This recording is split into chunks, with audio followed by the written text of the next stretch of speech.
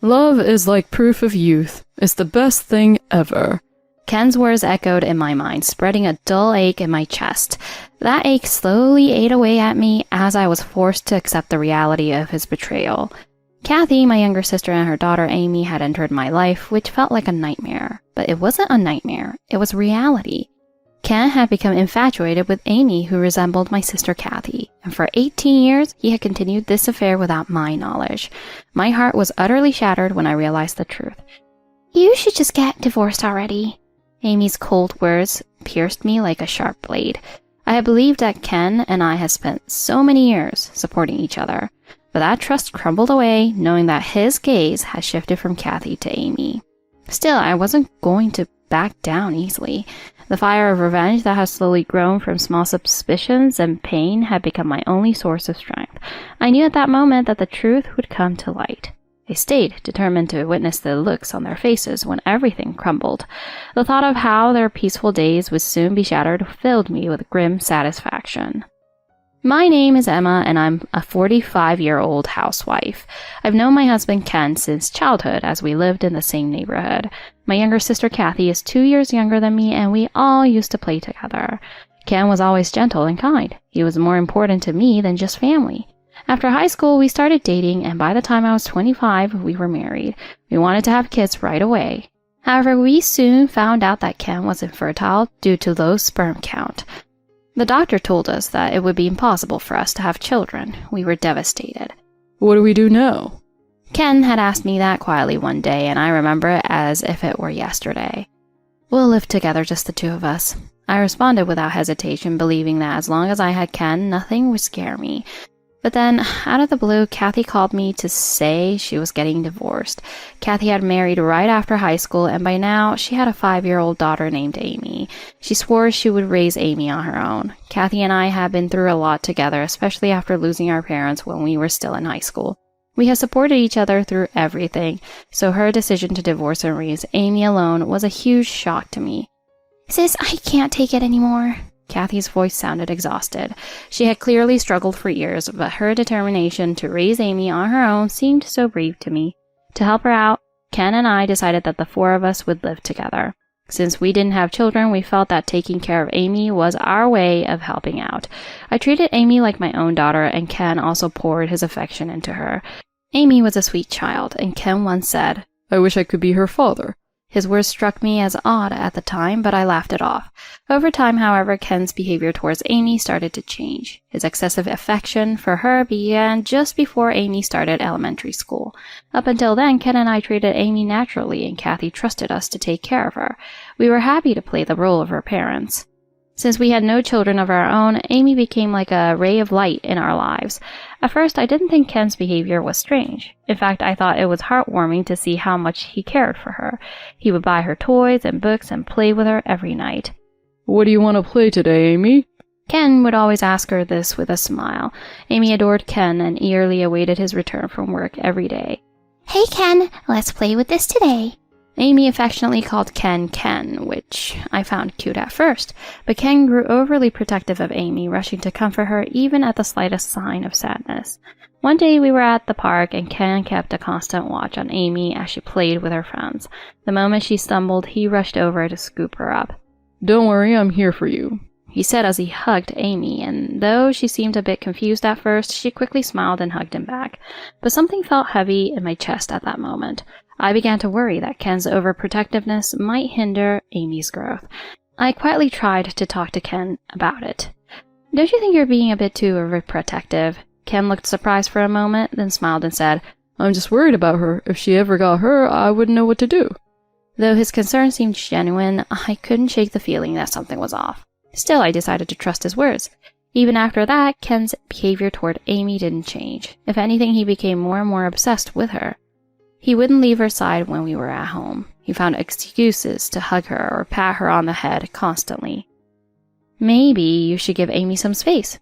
"I'm just making sure she feels safe. You're worrying too much, Emma."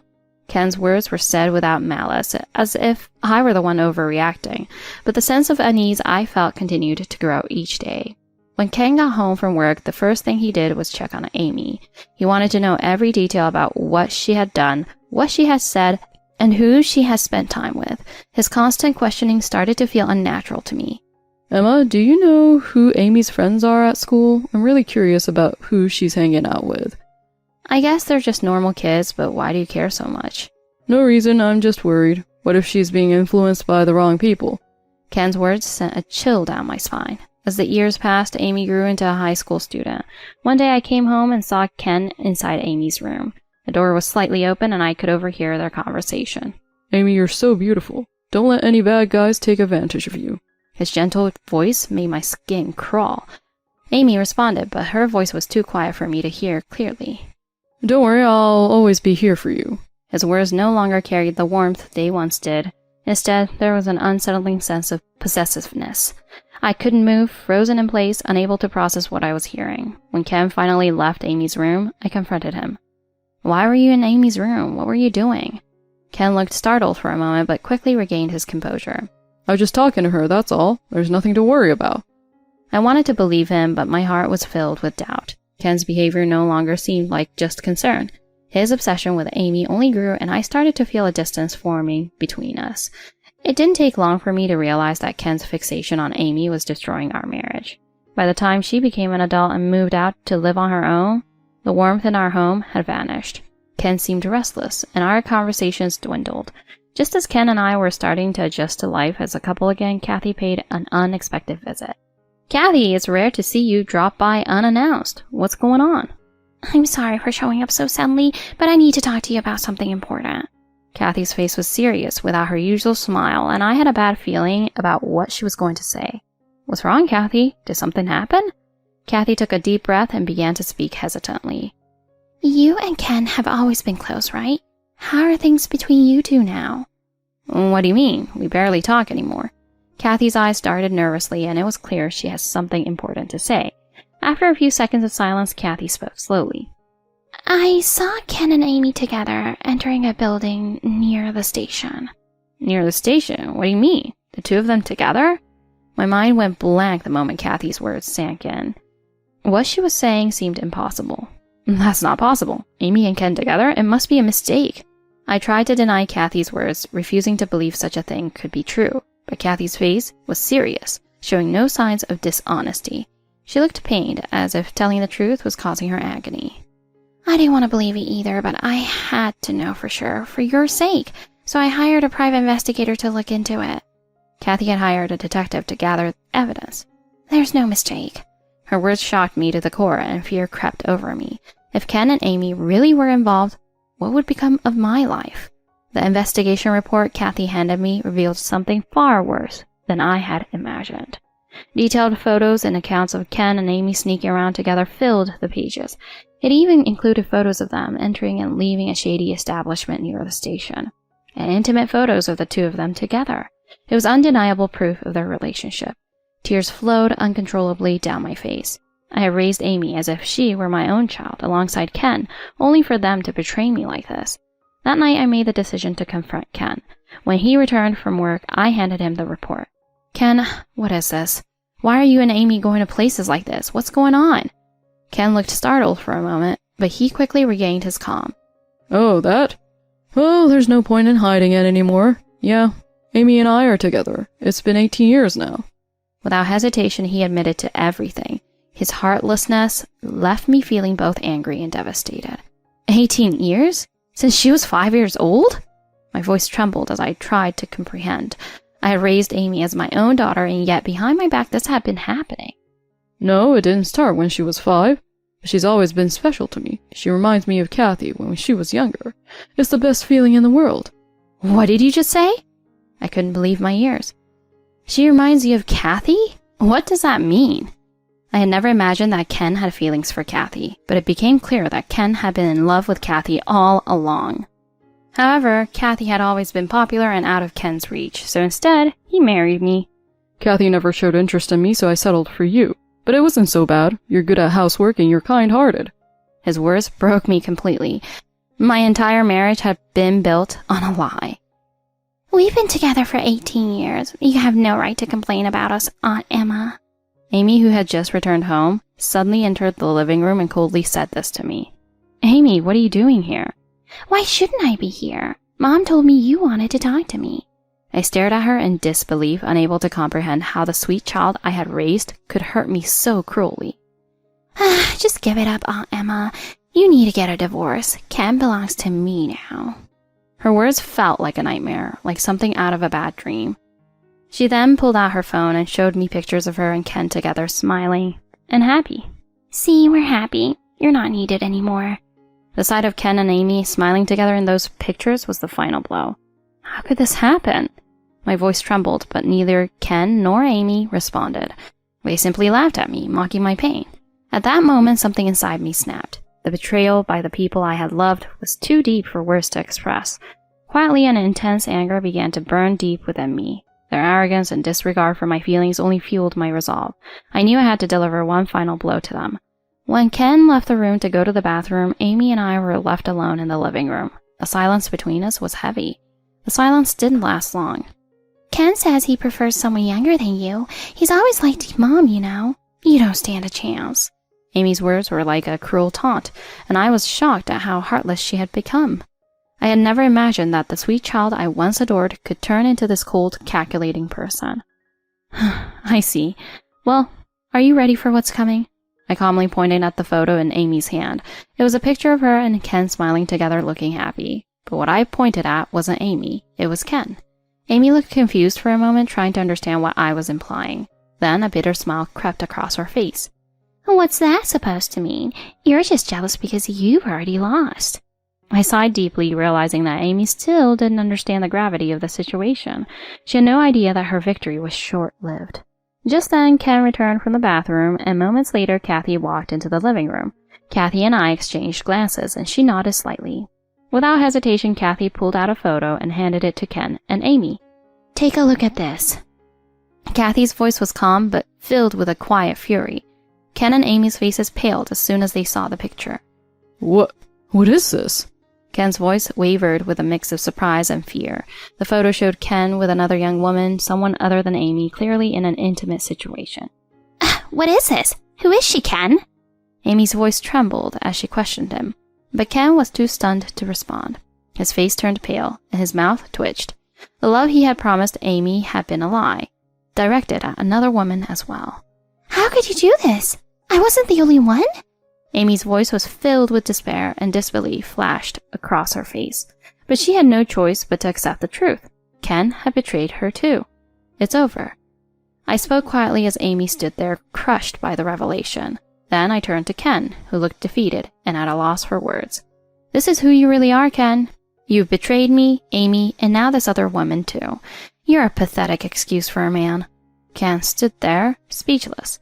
The man who had once been so confident and charming was now reduced to nothing. It's time to end this, Ken. There's no reason for our marriage or your relationship with Amy to continue. I spoke with finality, my voice calm but resolute. Ken's face was a mix of regret and hopelessness. Amy, on the other hand, was frozen in shock, unable to process what had just happened. Suddenly she snapped, throwing anything she could find in the room at Ken.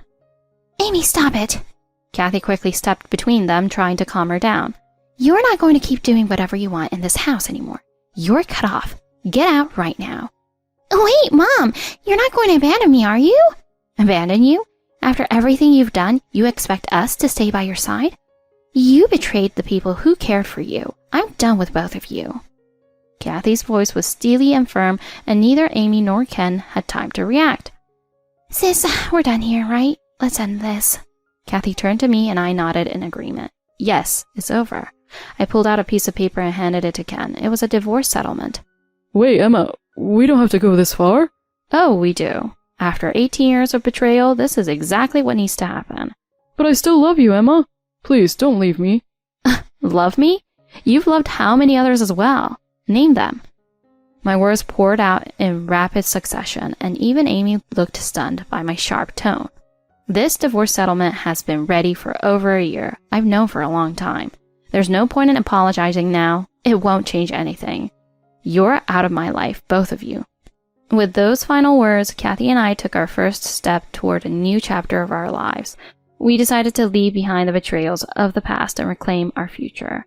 Ken, despite his protests, was forced to sign the divorce papers, and I filed them the next day. I moved back to my family's home with Kathy, leaving the apartment where I had spent so many years with Ken. Amy moved back into her own apartment, but I no longer cared about what happened to either of them. The house we had shared was no longer my home. Kathy and I needed a quiet place to recover and move forward, so our family home was perfect. About 10 days after moving, we received an unexpected visitor, Amy. I never imagined she would show up at our door. When I opened the door, there stood Amy, looking lost and desperate. Mom, please help me. Her voice trembled as she begged us for help, her once arrogant demeanor completely gone. Kathy stood beside me waiting for Amy to explain herself. It's rare for you to come here, Amy. What happened? She hesitated before speaking, her voice shaking. It's Ken. He won't leave me alone. I couldn't believe what I was hearing. What do you mean? Explain it to us. Kathy stayed calm, urging Amy to continue. Ever since we broke up, Ken has been stalking me, waiting outside my apartment and calling constantly. At first I ignored him, but it's getting worse. I'm scared. Amy's voice was filled with fear, but as I listened to her, a cold feeling began to spread through me. And why are you coming to us for help? Do you even understand what you've done? My tone was sharp, and Amy fell silent for a moment before raising her head. I know what I did was wrong, but I didn't think it would turn out like this. I didn't expect Ken to become so obsessed. Her words left me speechless, her lack of self-awareness stunning. You know you're the one who seduced Ken, right? And now you come to us for help? That's not how this works. Kathy spoke firmly, and Amy began to cry, looking at us with desperation in her eyes. Please, I really don't know what to do. I'm terrified. Amy's voice was pleading, but neither Kathy nor I felt any sympathy for her. You reap what you sow, Amy. This is your fault. Please, don't abandon me. I don't feel safe anymore. You made your bed, now lie in it. You'll have to deal with this on your own. My words were cold, and Amy looked at me with tears streaming down her face. Despite her tears, I felt nothing. After everything she had done, I had no reason to help her. Go home, Amy. This is no longer our problem. Kathy's voice was even harsher, and Amy was left speechless. Without another word, she turned and walked toward the door. Remember, Amy, the choices you make always come with consequences. She didn't look back as she left our house. Kathy and I stood in silence for a while, the heavy atmosphere lingering in the air. We did the right thing, right, sis? I took a deep breath and nodded. Yes, we did. Amy and Ken had made their choices, and now they were facing the consequences of those decisions. A few days passed, and then we received a call from the police. I was shocked when they told me that Amy had been arrested for assault. Apparently, Amy had been trying to get rid of Ken, who kept stalking her. She had a new boyfriend who tried to chase Ken away, and during the confrontation, Ken was injured. It was Ken who called the police, and Amy was arrested on the spot. When they resisted, Ken was hurt and had to be taken to the hospital. As I listened to the police officer explain what had happened, a sense of emptiness washed over me. Both Amy and Ken had destroyed their lives with their own actions. What happened, sis? You look pale. Kathy asked with concern as I hung up the phone. I explained the situation, but I couldn't shake the hollow feeling inside. Both Amy and Ken had been driven to ruin by their own desires. There was a hint of pity, but more than that, a deep disappointment settled in my heart. What a mess. It's like they have no one to blame but themselves. Kathy's words made me nod in agreement. I wasn't surprised to hear that Ken had been injured. In fact, the thought of him being embarrassed by this whole ordeal crossed my mind. What I hadn't expected was that Ken would be hospitalized for a month due to his injuries. When I got the details from the hospital, I felt no emotion. It was as if all of this had become distant, like it was something that had happened in the past. After being discharged, Ken was forced to recuperate at home, but I had no intention of taking care of him. Our relationship was already over. Whatever happened to him from now on was none of my business. Despite this, Ken started calling me for help. Emma, I'm at rock bottom. Please, help me. His voice, once so full of confidence, was now weak and pitiful. Help you? With what? Ken fell silent for a moment before pleading again. Emma, I regret everything. Everything I did. Regret? It's too late for that. You can't undo what you did. My words silenced him again, and all I could hear over the phone was his heavy breathing, filled with despair. Meanwhile, Amy was given a suspended sentence, but her boyfriend received a prison sentence. The moment he went to prison, Amy dumped him without hesitation. Her cruelty was beyond anything I could comprehend.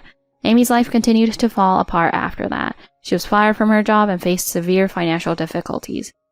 Despite everything, I felt no sympathy for her. This was the path she had chosen. Amidst all of this, I decided to file a lawsuit against Ken and Amy for damages caused by their affair. They needed to pay for the betrayal they had committed. To my surprise, within a week of filing the claim, both Ken and Amy transferred the full amount of compensation. I can't believe they paid so quickly. I was shocked when I saw the deposit notifications, especially because I never imagined Amy would have the money to pay. However, the mystery was soon solved. It turned out that Ken had paid Amy's portion of the compensation. When I realized that Ken had covered for Amy, I was speechless.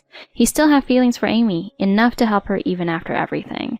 Then, Ken made an unexpected proposal. Emma, I paid Amy's share too. Can't we just start over?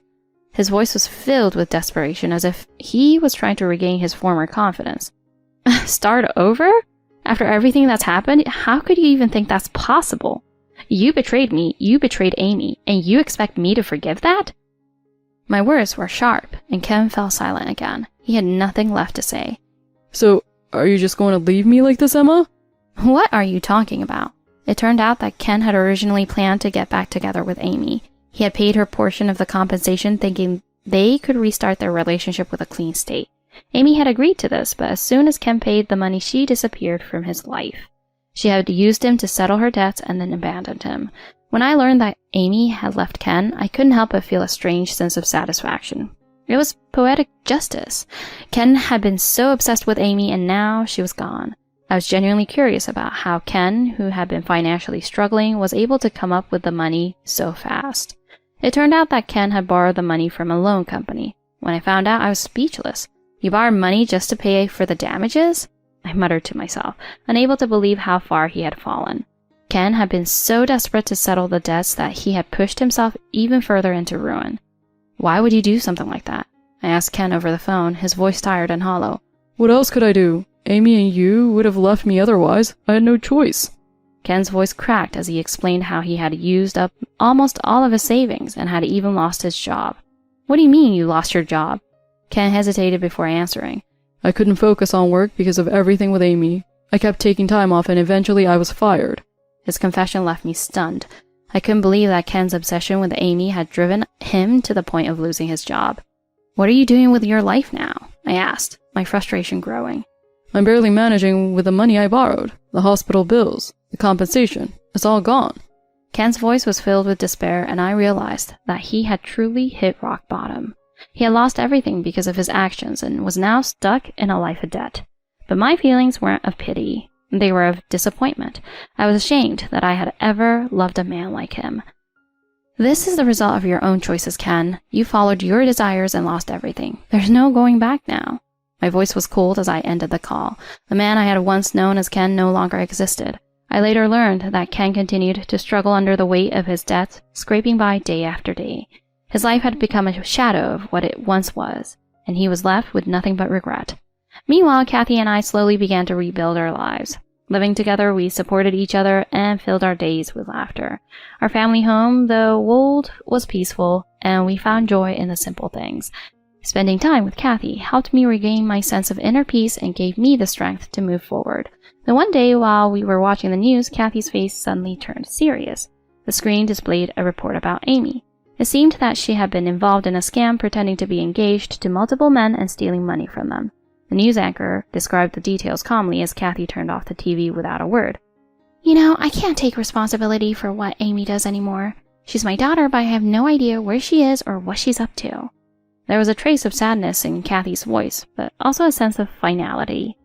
I sat beside her in silence, accepting that Amy and Ken were no longer part of our lives. They're gone from our lives for good, aren't they? I murmured quietly, and Kathy nodded. We sat there for a long time, not saying a word. The pain and suffering of the past no longer lingered in our hearts. The only thing left from that time was a lesson, to live our own lives. With that lesson in mind, I started a new job, and our days became filled with purpose again. We laughed, we cried, and we moved forward, free from the chains of our past. Sis, let's always stay together, okay? Kathy smiled warmly, and her words filled me with gratitude and happiness. Of course, Kathy, we'll always be together. We held hands, promising to walk this new path together. The shadows of the past were long gone, and a bright future lay ahead of us.